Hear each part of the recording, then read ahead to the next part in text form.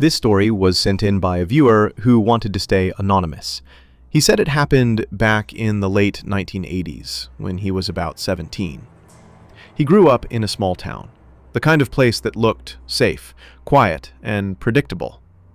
But sometimes, it's those kinds of places where the creepiest things hide, right in plain sight.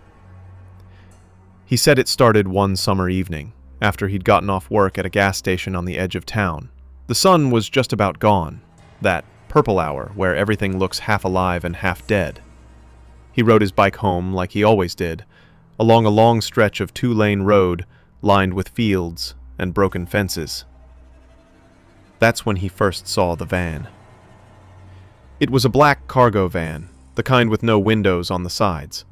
It sat pulled over on the shoulder, maybe 50 yards ahead, its engine idling with that deep, steady rumble. There were no lights on inside, but he could see the shape of a driver sitting perfectly still behind the wheel. He thought maybe it had broken down, but when he slowed his bike a little, the van's headlights flicked on. Just like that. And for a second, he swore he saw the driver's head turn, following him. He picked up speed, pedaling hard until he hit the curve that led toward his neighborhood. When he looked back, the van's lights were still on, but it hadn't moved. He tried to shake it off, telling himself it was nothing. Maybe someone was waiting for a friend. But the way the headlights followed his movement down the road stuck with him. The next night, it happened again. He was working the late shift, closing up just after midnight. It was quiet, like it always was. Back then, the station didn't have cameras, just a flickering fluorescent light over the counter and the sound of a radio that faded in and out.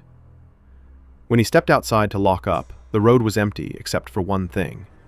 That same black van, parked across the street this time, engine off.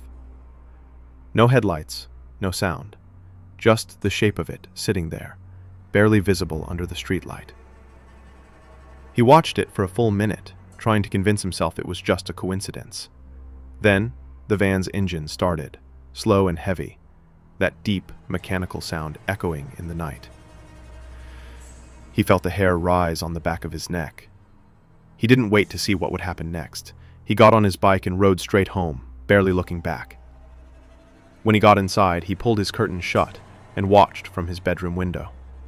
5 minutes passed. 10. He was about to turn away when he saw headlights crawl slowly past his house. Not fast, just creeping by. The van didn't stop. It just kept rolling down the street, like it was making sure he lived there. He didn't sleep much that night. Over the next week, he saw it 3 more times. Once while walking to his girlfriend's house, it turned a corner and disappeared.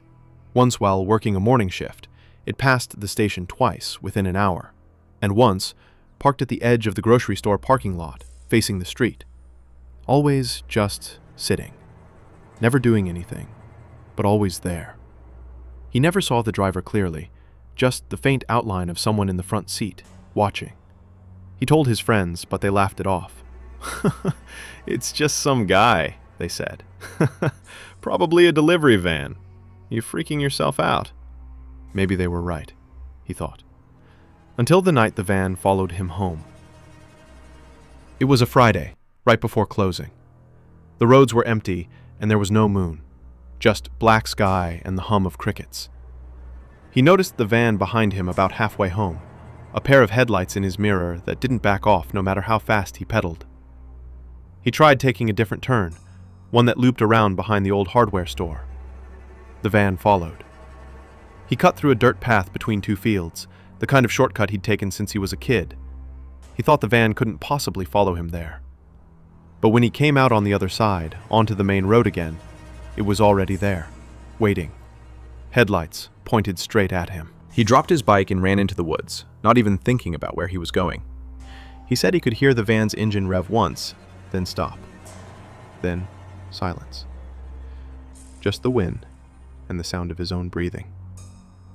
He waited there, crouched behind a fallen log, for nearly half an hour, before he finally got the courage to make his way home through backyards and side streets. When he got there, he didn't turn on a single light. he just locked the door, pulled down the blinds, and sat by the window, waiting to see if the van would show up again. And it did. Right around 2 a.m., headlights gliding slowly past his house, just like before. He told himself he'd go to the police the next day, but by morning, he wasn't sure if they'd even take him seriously. He didn't have a license plate number, didn't know who was inside, didn't even know if it was the same van every time. Still, he decided to stay at his girlfriend's house that night, just in case. And that's when things got worse. The story of the black van isn't over. Not yet. Hit subscribe now. You'll want to be here when part 2 drops.